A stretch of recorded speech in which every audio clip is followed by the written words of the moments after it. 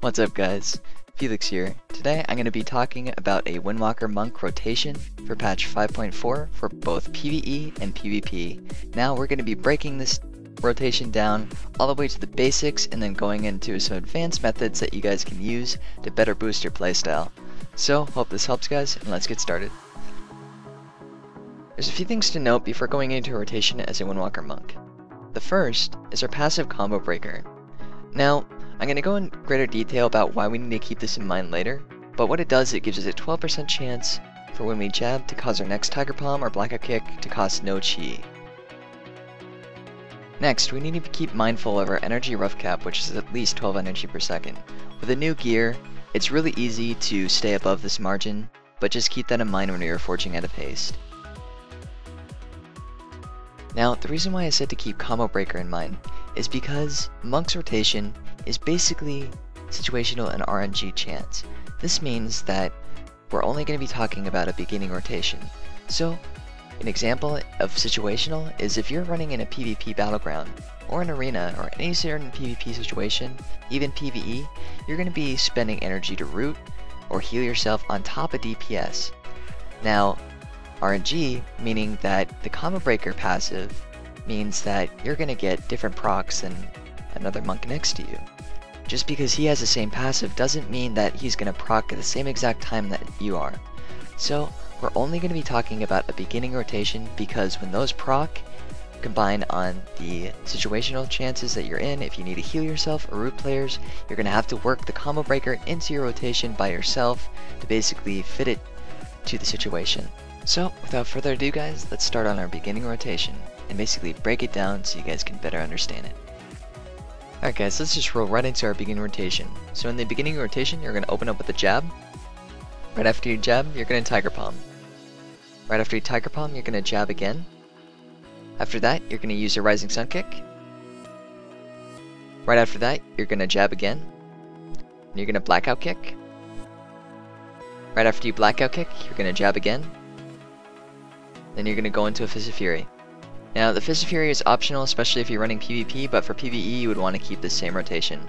Also, keep in mind that my Combo Breaker did proc right there. Maybe it wouldn't proc for you, so I did roll those rotations in to basically show you if just in case those don't proc for you. But that's our beginning rotation. I'm going to play this at normal speed to give you guys a better understanding.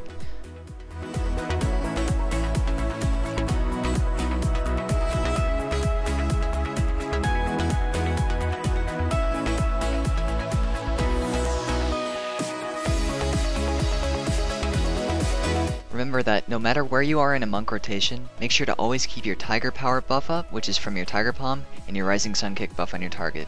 Those are very important to keep up at all times. Alright guys, now that we got our beginning rotation down, I'm going to talk about ways to manage your energy with Combo Breaker, and using other global cooldowns such as Chi Wave to help manage your energy and give you examples. Now let's talk about the method of using Fist of Fury as a cooldown to manage our energy. So, as you see right here, I get low on energy, and I'm going to be using Fist of Fury because it's a channeled ability to get back my energy. Now let's take a look at managing your energy with Combo Breaker. So, after that Fist of Fury, I got both my Combo Breakers, so I'm going to save my Combo Breakers until I run low on energy. I run low on energy right here, so I'm going to Blackout Kick because my Tiger Power buff is still active, and then I run low on energy again after I jab, so I'm going to Tiger Palm right there. So now I have 4 free chi to use. Now let's talk about managing your energy with Chi Wave. So Chi Wave you can use as a global cooldown to manage your energy, and basically get the upper hand on a rotation just in case you run low. So what's going to happen here is I see my Fist of Fury is pretty close to being off cooldown, so I want to start stacking my chi up. So I know that, so I'm going to jab, and I notice that I don't have enough energy to jab twice. So what I'm going to do is I'm going to use Chi Wave so that by the time that global cooldown is up, I have enough energy to jab again. You can also use this method for when you run low on energy.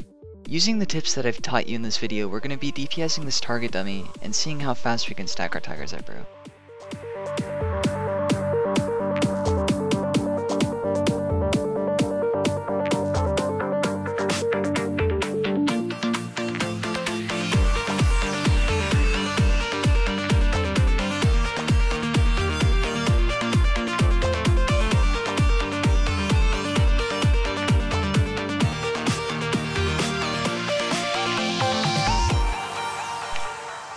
last thing I want to talk about is a Windwalker's burst. A lot of people don't know how to burst as a Windwalker, and I'm going to give you guys a perfect example. So, what you want to do as a Windwalker is you want to save Invoke Swen for burst. You want to wait for your trinkets to proc, because the more procs and agility we get, the better. So when we lock someone down in a Fist of Fury, it's guaranteed to force defensives. So as you see right here, the damage Invoke Swen is around 20k. So if I pop my Tiger's Eye Brew, it goes up to 22k. Now Swen doesn't get buffed as much as with Tiger's Eye Brew as it did in 5.3, but it still gets buffed in damage in 5.4. Swen also gets buffed by your agility, so if you pop your agility trinket, it jumps up to another few k. So again, make sure you have all your procs set up for when you want to burst. I'm going to roll into the next clip to basically show you guys how much of a damage increase this will give me when I save all my burst up and then burst. So the perfect burst situation has just appeared to me, as you can see right here. Both my Dancing Steels are going to proc as well as my Trinket proc, so I pop my Invoke Swen and my burst and my Tiger's Eye Brew. Make sure you pop those first or Swen will not be affected by the agility. So as you can see, it's around 30k of a difference, and again, even though it's not as big as last patch, it can still make or break an arena or an RBG, because the more damage the better. Now, because of the nerf to the Invoke Swen damage from 5.3 to 5.4, it's not the best method for bursting. The best method for bursting right now is probably the Rushing Jade Wind spec. Now, you set up burst the same exact way, except if popping Invoke Swen, you just wait for your unused trinket and all that procs as well as your 10 Tiger's Eye Brew, and you pop Rushing Jade Wind. Make sure you have your Tiger Power buff and your Rising Sun Kick debuff on the target. Alright guys, this basically concludes the Windwalker guide rotation part. Now, the next guide I'm probably going to be covering macros, so if you guys didn't get a burst macro in here, don't worry, I'll be covering it in the next guide. I just want to focus on the rotation part in this video. So again guys, hope it helped. Make sure if you have any questions or concerns, feel free, don't hesitate, just leave a comment below and I'll get back to you as quickly as I can and as accurately as I possibly can. Hope this guide helped guys, and look forward to seeing you in the next one. Take care.